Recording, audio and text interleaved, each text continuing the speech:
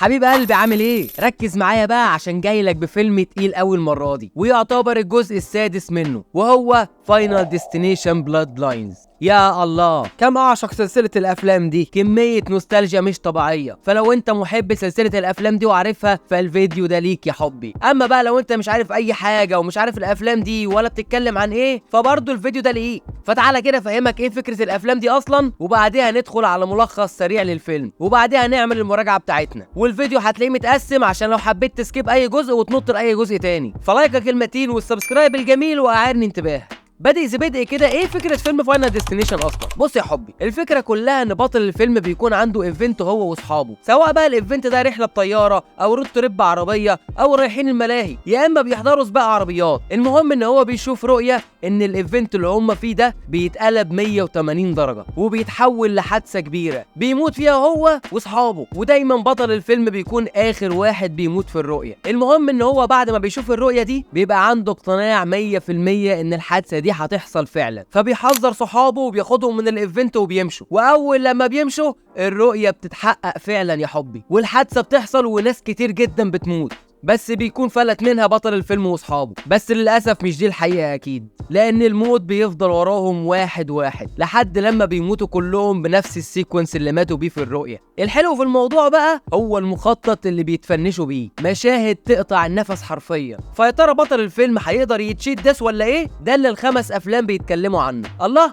طب ايه حكايه الفيلم الجديد ده؟ ويا ترى ليه علاقه بالافلام اللي فاتت؟ ركز معايا بقى. اول جزء نزل سنه 2000 وهوب عمل بومينج جامد جدا عشان فكرته الجامده اللي لسه حكي لك عليها. هوب بعدها قرروا يعملوا جزء تاني، وبصراحه كان جامد برضه، وكان مكمل على قصه الجزء الاول. اما تالت ورابع جزء اللي كانوا جامدين برضه كانوا مالهمش علاقه باول فيلمين، لحد لما بنوصل لاخر بارت في السلسله اللي نزل 2011. وفين في اخر الفيلم بوم بنعرف ان الفيلم ده هو المكمل وختام افلام فاينل ديستنيشن. اهم حاجه بقى يا حب انك لو عايز تتفرج على الفيلم الجديد لازم تكون اتفرجت على الافلام كلها اللي نزلت قبل كده، عشان الفيلم الجديد ده هو المكمل لكل الاحداث اللي حصلت قبل كده. والتايم لاين الصح اللي تتفرج بيه على الافلام انك تتفرج على الجزء الخامس الاول، وبعدين الجزء الاول، وبعدها الجزء الثاني، وهكذا عشان تستمتع بالتجربه الكامله للافلام دي. والخمس افلام اللي نزلوا كان في كاركتر واحد بس هو اللي كان كومن ما بينهم، وهو الراجل ده ويليام بلادورث، اللي بيبقى دايما موجود في المشرحه وبيبقى فاهم خطط ملاك الموت بقى وعارف كل خطواته. والراجل ده احب اقول لك ان موجود في الجزء الجديد كمان اللي فاينالي نزل وشاف النور في 2025. فتعالى كده نشوف الفيلم ده بيقول ايه.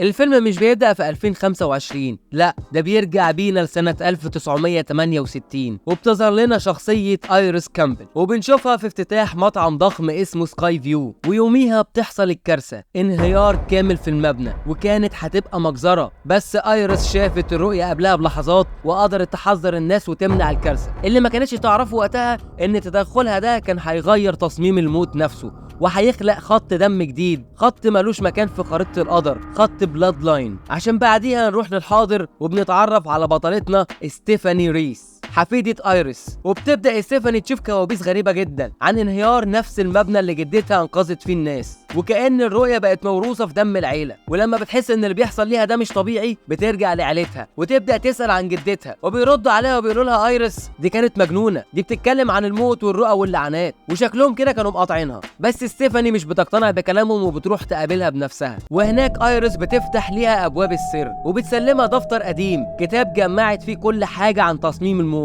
العلامات اللي بتحصل قبل ما حد يموت، ترتيب الضحايا، كل المحاولات اللي فشلت عشان يتغير المصير. ومن هنا الموت بيرجع يطالب بحقه، وبتبدأ سلسلة الوفيات اللي اولهم بتكون ايريس نفسها اللي بتموت بعد لحظات من مقابلة ستيفاني ليها. وبتبدأ بعدها سلسلة الوفيات لكل عيلة ستيفاني اللي اولهم هوارد كامبل اول الضحايا اللي بيتقطع بجزازة العشب في مشهد دموي قدام كل العيلة. بعدها جوليا اللي مشهد الموت بتاعها بيكون فعلا بالنسبة لي مشهد صادم جدا، انا كنت بتنطط على الكنبة حرفيا. وفي كمان بوبي وإيريك اللي بيحاولوا يعملوا تجربة قريبة من الموت عشان يكسروا السلسلة، بس بدل ما بينجوا من الموت واحد بيموت جوه جهاز MRI والتاني المكنة بتاعت البيبسي بتقطعه حرفيا. وهنا ستيفاني بتروح تدور على الشخص الوحيد اللي ممكن يكون عنده إجابات، ويليام بلادورث، الراجل الغامض اللي كل عشاق السلسلة يعرفوه كويس. وويليام بيقول لها الحقيقه ان هو نفسه واحد من الناجين من حادث 1968، وان الموت بيطارد اي شخص نجا في اللحظه دي، اللحظه اللي ما كانش المفروض يكون فيها حد حي، وان السلاله كلها لازم تموت عشان يتوازن النظام من تاني. والموضوع بعديها بيتحول من مجرد سلسله حوادث لحرب شخصيه ما بين ستيفاني وقدرها، وبتفتكر ان هي عندها خطه ان هي تهرب من الموت، بس زي كل مره في السلسله الموت دايما بيرجع وبيفوز. بس المره دي الموت كان اهدى واخطر. بعد ما كل الكوابيس والحوادث خلصت، ستيفاني واخوها تشارلي ومعاهم امهم بيرجعوا بيت ايريس. فكروا ان هم كده هربوا، فكروا ان هم كسروا السلسله، لكن الموت كان لسه بيراقب. وبكل هدوء وبكل بطء بتحصل كارثه جديده، الام بتموت قدام عينيهم، وستيفاني بتحاول تكسر سلسله الموت وبتحاول ان هي تغرق نفسها، وفعلا بتغرق، لكن تشارلي بينقذها وبيعمل لها انعاش وهي بتصحى تاني، وبيفتكروا ان هم كده كسبوا الجوله. بس لو كنت متابع السلسله فانت عارف ان النجاه اللحظيه مش النهايه، دي مجرد هدنه يا ريس. وبتمر الايام وبيوصل يوم مهم، وهو حفل تخرج تشارلي. الاجواء هاديه، الحياه رجعت طبيعيه والدنيا في اللذيذ، وستيفاني بتقابل دكتور هناك. الدكتور ده بقى بيقول جمله واحده بس، جمله بتخلي الدم يتجمد في عروقها، وبيقول لها ان انت ما متيش وقتها، ده مجرد توقف تنفس مؤقت.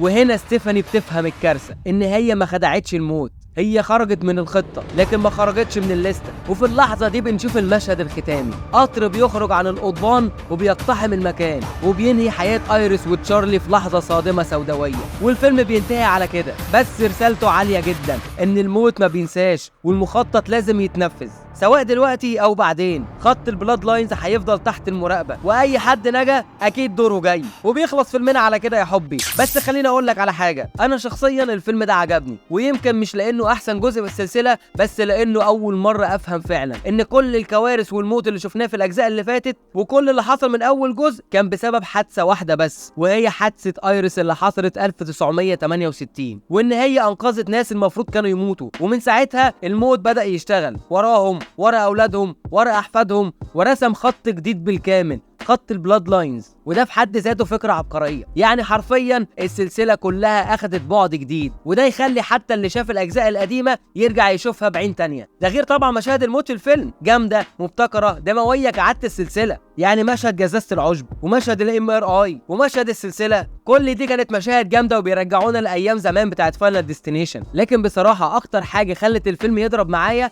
هو مشهد ويليام بلادورث، الشخصية الغامضة اللي كانت دايما بتظهر كده تقول كلمتين وتختفي. المرة دي لا، فهمنا قصته، فهمنا انه كان موجود وقت حادثة ايريس، وان هي انقذته، وان من وقتها وهو عايش، لانه ببساطة دوره لسه ما جاش. والمشهد بتاعه في الفيلم كان مؤثر جدا، وخصوصا لما قال ان انا هستمتع بكل لحظة فاضلالي قبل ما يجي دوري. والاصعب ان دي كانت اخر جملة قالها في اخر مشهد فعلا ليه كممثل. توني تود مات بعد تصوير الفيلم فعلا، فمش بس المشهد مؤثر داخل الفيلم، ده كمان مؤلم في الواقع يا ريس. ومع ان الفيلم شدني جدا، بس بالنسبه لي ما يعتبرش احسن جزء في السلسله، لسه الجزء الاول والثاني هما الOG بالنسبه لي. وجزء فاينل ديستنيشن 5 ده يعتبر تحفه فنيه، لما اكتشفنا ان البطل في الجزء الخامس هو سبب الحادثه اللي حصلت في الجزء الاول، وان كل الاحداث كانت في دايره مغلقه بداها فاينل ديستنيشن 5 وقبليها فاينل ديستنيشن 6. وعشان كده الفيلم ده ياخد معايا 7 من 10. ومن الاخر كده فيلم فاينل ديستنيشن بلاد لاينز فيلم ممتع مرعب وفيه مشاهد جامده، ويعتبر مكمل للسلسله وفاهم هو بيحكي ايه، بس برضه ما اقدرش احطه على القمه لان السلسله كان فيها مستويات اعلى. فاينل ديستنيشن بلاد لاينز رجع السلسله من تاني، والموت لسه مصمم ان هو يكمل مشواره. ولو وصلت معايا في الفيديو لحد اللحظه دي فالحمد لله انك لسه عايش وتمر نيفر دايز. وبس كده عايزين المستمع، اتمنى اكون فدتك وسليتك شويه. ما تنساش قبل ما تمشي تبقى تقول رايك في الحلقه في الكومنت، وتعمل فولو على حسب انت سامعني منين. ولو انت على اليوتيوب ما تنساش تبقى تعمل سبسكرايب وتفعل جرس التنبيهات عشان يجيلك كل جديد، ولايكك المتين عشان فعلا بيساعد. كان معاك ابراهيم حسوبه من حسوبه توكس، سلام.